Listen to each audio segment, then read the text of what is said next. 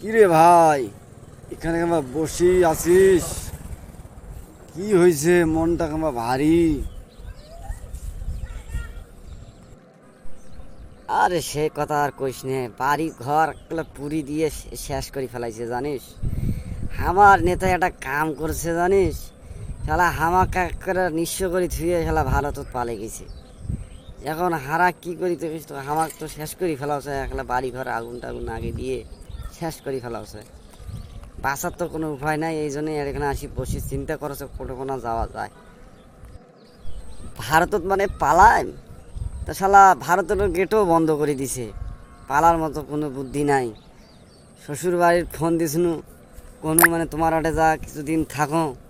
দেখুন শ্বশুর কছি না বা এই সময় আইসে যাবা নাই, তোরা দরকার হলে কয়দিন পরে আইসেন, এখন আইসেন নাই, এখন আসলে মোরও যান বাঁচবেন নয়।